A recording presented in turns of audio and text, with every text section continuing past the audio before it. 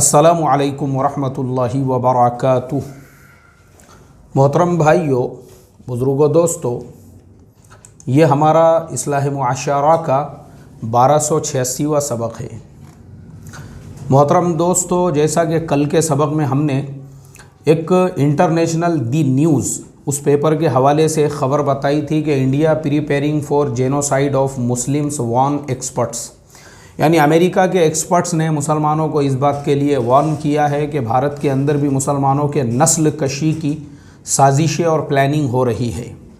तो हमने आपको ये फ़िक्र दिलाई थी ऐसे हालात के अंदर हमारे आपस के जो इख्तिलाफ़ात है, ख़ास तौर पे जो मसलकी इख्तिलाफ़ है, नज़रियात के इख्तिलाफ़ है, इलाक़ाइयत के इख्तिलाफ़ात है, बिरादरी के इख्तिलाफ़ात है, उनको बाजू रख कर एक प्लेटफॉर्म पे हम कैसे आ सकते हैं, इत्तेहाद और इत्तेफाक की ताकत को अपने मजबूत बनाकर, जैसे हमने CA NRC के मौके पर एक प्लेटफॉर्म पे आकर उसका मुकाबला किया था। अभी भी ज़रूरत इस बात की है कि मुसलमान मुत्तहिद हो जाए और मुसलमान एक प्लेटफॉर्म के ऊपर आ जाए। अब हम कंटिन्यू ऐसे और 2-4 सबक आपको बताएंगे जिसके ज़रिए से हमारी कोशिश ये रहेंगी कि भारत में रहने वाले जो मुसलमान हैं वो हर एतबार से स्ट्रॉन्ग कैसे हो जाए, हर एतबार से मजबूत कैसे हो जाए। तो आज का हमारा जो टॉपिक है वो मुसलमानों की फाइनेंशियल कंडीशन और मुसलमानों का जो पिछड़ापन है उसको किस तरीके से दूर किया जा सकता है और मुसलमान अपने पैरों पे खड़े रहकर अपना जो फाइनेंशियल सिस्टम है उसको मजबूत कर सकते हैं और अपने आप को स्ट्रॉन्ग बना सकते हैं। सबसे पहले मैं शुरुआत हमारे मस्जिदों और महल्लों से करूंगा कि जहाँ पे हम जब बाहर निकलते हैं तो हमको गली गली में भिखारी नज़र आते हैं, भीख मांगने वाले। इतने भिखारी हो चुके हैं जिन भिखारियों ने नाक में दम करके रख दिया है। आप नमाज के लिए मस्जिद में जा रहे हैं तो वो आपके पीछे पीछे चलना शुरू कर देंगे। और ये दुनिया के ऐसे अजीब व गरीब भिखारी है जिन भिखारियों का, यानी एक तो वो भिखारी होता है जो एक गदागर होता है, सवाल करने वाला होता है, जो सवाल करता है और ख़ामोश हो जाता है। उसके बाद आपके मर्ज़ी की बात है, आप उनकी कुछ मदद करो, कुछ ताउन करो या मत करो।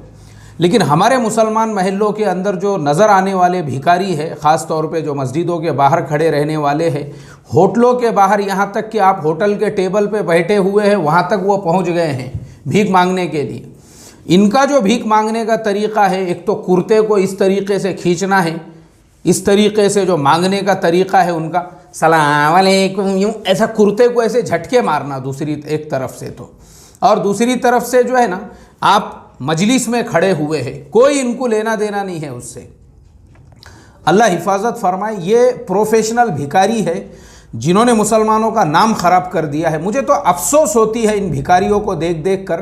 तो मैं सोचता हूँ कभी कभी कि ये वही मुसलमान कौम है।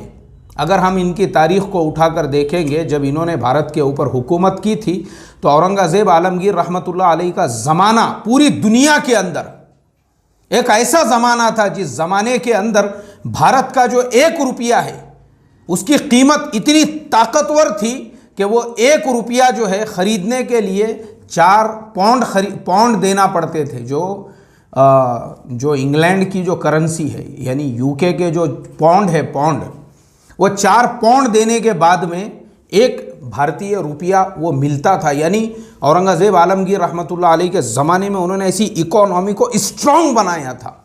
मैं नहीं बोल रहा हूँ, अभी मेरे सामने BBC का चैनल खुला हुआ है, क्योंकि BBC वालों ने जो है ना, BBC हिंदी में ख़ास तौर पे BBC हिंदी वालों ने बहुत सारे दुनिया के जो बड़ी बड़ी हस्तियाँ, शख्सियतें गुजरी हुई है उनके हालात ज़िंदगी पे जो थोड़े थोड़े वीडियो बना के डाले हुए हैं, बड़े ज़बरदस्त है। तो मैं अक्सर सुनते रहता हूँ। BBC वालों के चैनल पे मैंने ये औरंगज़ेब आलमगीर रहमतुल्लाह अलैह के बारे में पूरे डिटेल्स में सुना। उन्होंने उसके अंदर बताया कि मुग़लिया सल्तनत के अंदर भारत की इकोनॉमी को सबसे ज़्यादा स्ट्रॉन्ग अगर किसी ने बनाया था वो औरंगज़ेब आलमगीर थे। उन्होंने घुसने नहीं दिया, ना फ्रांस वालों को ना इंग्लैंड वालों को, बल्कि उल्टा उन्होंने जो है अपनी तिजारत उनके मुल्कों में इस लेवल पर पहुंचाई कि भारत के 1 रुपये को इतना वज़नदार बना दिया कि 4 पौंड देना पड़ते थे, तब जाके भारत का 1 रुपया मिलता था। आज आपको पता है पौंड की कीमत क्या है? 100 रुपये में आज 1 पौंड आता है। वही जो पौंड है वो आज इतना ज़्यादा स्ट्रॉन्ग हो चुका है आपने 100 रुपये देने के बाद में 1 पाउंड आता है, और आलमगीर रहमतुल्लाह अलैह के ज़माने में 4 पाउंड देने के बाद में 1 रुपया जाता था। आप मुझे बताइए, इतना स्ट्रांग। उस ज़माने में भारत में कोई भिखारी नहीं रहता था, भिखारी भीख मांगने की इजाज़त नहीं थी। आप अगर भीख कोई किसी को रास्ते से रोड से भीख मांगता हुआ देखते, उसको काम धंधे से लगा देते थे, उसको रोज़ी रोज़गार से लगा देते थे। तो ये मुसलमानों का समाज वो है जिस समाज के अंदर ज़कात है, और माशाल्लाह मुसलमान देते भी है, खर्च भी करते हैं। उसके बावजूद भी ये गली गली मोहल्ले मोहल्ले के अंदर जो भिखारियों के हुजूम और झुंड के झुंड जो नज़र आते हैं, जिन भिखारियों ने नमाज़ पढ़ना मुश्किल कर दिया है, जिन भिखारियों ने होटलों में चाय पीना मुश्किल कर दिया है, जिन भिखारियों ने खाना खाना मुश्किल कर दिया है, जिन भिखारियों ने चौराहे पे खड़े रहना मुश्किल कर दिया है, तो समझ में नहीं आता ये मुसलमानों का मुआशरा है या भिखारियों का मुआशरा है। जिधर देखो उधर कटोरे, जिधर देखो उधर कटोरे। आप 4 लोगों के साथ खड़े हुए हैं और वहाँ पे आने के बाद में भिखारी पहुँच गए, वहाँ पे कुर्ता खींच रहा, कोई आपके हाथ को हाथ लगा रहा। और ऐसी हालत में अगर आपने किसी को मना कर दिए तो उन भिखारियों के भी वहाँ पे कुछ हमदर्द होते हैं। मेरे को तो लगता ये कुछ होटल वाले वगैरह ये खुद जो है उनके साथ में इन लोगों का कुछ टाई अप होगा, कुछ परसेंटेज तय होगा, जो होटल वाले उनको भगाने की बजाय अगर आपने किसी भिखारी को कुछ कम ज़्यादा बोल दिया तो होटल के मैनेजर साहब और मालिक साहब को बुरा लग जाता है, जैसा उनके रिश्तेदार है वो, या उन्होंने ही उनको खड़ा किया हुआ है। अल्लाह हिफाजत फरमाए। वो आपके बदन को ऐसा हाथ लगा लगा के हिला रहे हैं, और अगर आप उनको ये बोल दो अरे भाई जाओ ना, हाथ मत लगाओ बदन को, तो मैनेजर साहब को बुरा लग गया। एक जगह पे हम लोग चाय पी रहे थे और हमारे साथ में एक मेहमान थे, उन्होंने ऐसे ही उसको मना किया। मैनेजर साहब आए, अरे बोले ऐसा नहीं बोल सकते आप। क्यों नहीं बोल सकते? अल्लाह हिफाजत फरमाए। ऐसे लोगों ने बढ़ावा देकर इन भिखारियों को जो है ना, होटलों के बाहर, पान की टपरियों के बाहर, चौराहों के बाहर, मस्जिदों के बाहर हुजूम क्या हुजूम, झुंड क्या झुंड, इनको देखकर लगता नहीं है कि ये वही मुसलमान कौम है जो 2.5% ज़कात निकालती है। ये वही मुसलमान कौम है जिन्होंने भारत की इकोनॉमी के अंदर इतना स्ट्रांग रोल अदा किया हुआ है। ये वही मुसलमान कौम है जब इनका दौरे हुकूमत था तो सरजमीन पे कोई भीख मांगने वाला नहीं होता था। आज क्या वजह है? ये भिखारी आपको दूसरों के महल्लों में नहीं मिलेंगे। आज भी आप जाइए, हमारे जो बिरादरान वतन हैं उनके महल्लों में जाइए, उनके एरियो में जाइए, उनके होटलों के करीब में आप जाइए, वो नहीं मिलेंगे।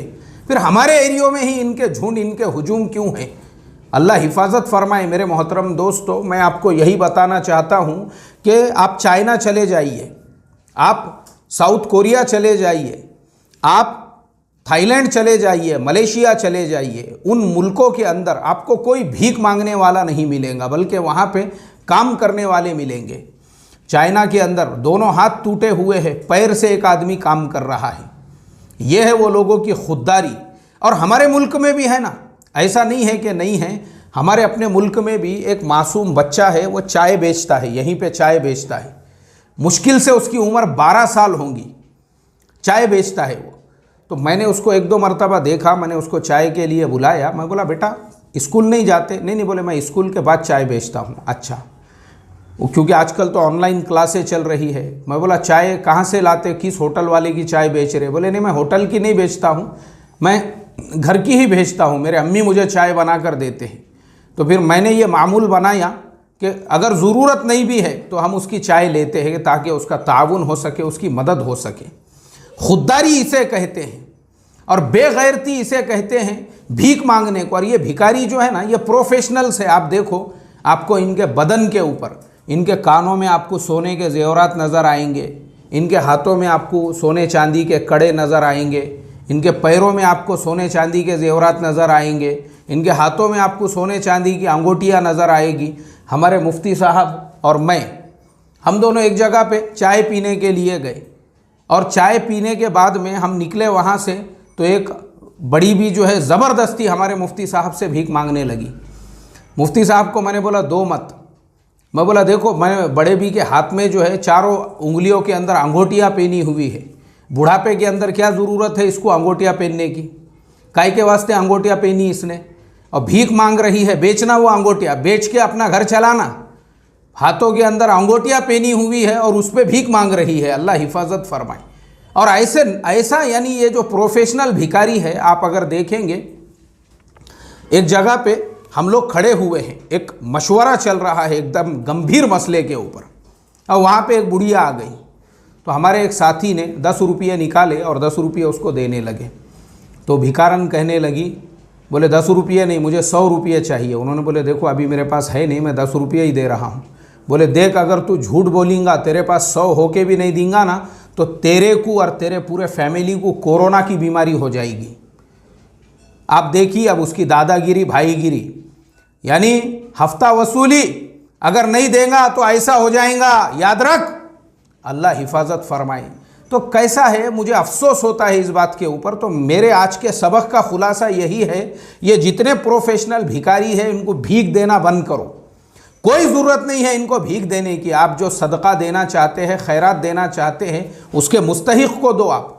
उसके मुस्तहिकीन वो लोग होते हैं जो कभी अपनी ज़ुबान से हरफ़े शिकायत नहीं निकालते हैं। है ऐसे बहुत सारे मुस्तहिकीन, मैं बताता हूँ आपको। मेरे छोटे फर्जंद हुसैन हाशमी, वो भाजी मंडी के अंदर कुछ तरकारी वगैरह ख़रीद रहे थे। तो एक साहब, वो पहचानत वाले उसको वहाँ पे नज़र आए, जो किसी से सिर्फ 50 रुपये उधार मांग रहे थे, सिर्फ 50 रुपये। तो मेरे फर्जंद जो है उनको देखा नहीं गया, क्योंकि उनका नाम भी हुसैन है और माशाअल्लाह हाशमी ख़ानदान के चश्मो चिराग हैं। उन्होंने उठा के जो है उनको 1000 रुपये दे दिए। बोले ये रहने दो, जब तुम्हारे पास में आएंगे तो दे देना। घर पे जब वापस आए तो कहने लगे, मैंने बोला भाई क्या है पैसों का हिसाब? बोले अब्बा वो ऐसा ऐसा मिले थे, मैंने 1000 रुपये उनको दे दिया, क्योंकि वो पहचान वाले थे। और वो पहचान वाले जो है भीख मांगना गवारा नहीं कर रहे थे। पता चला तहकीकात करने के बाद उनके घर के ऊपर कई दिनों से फाका था और मजबूर होकर वो रोड पे रास्ते पे 50 रुपये उधार मांगने के लिए निकले। जिससे उधार मांग रहे थे वो भी हमारे एक पहचान वाले थे, वो उनको 50 रुपये देने में आनाकानी कर रहे थे, तो इन्होंने उठा के उसको 1000 रुपये दे दिए।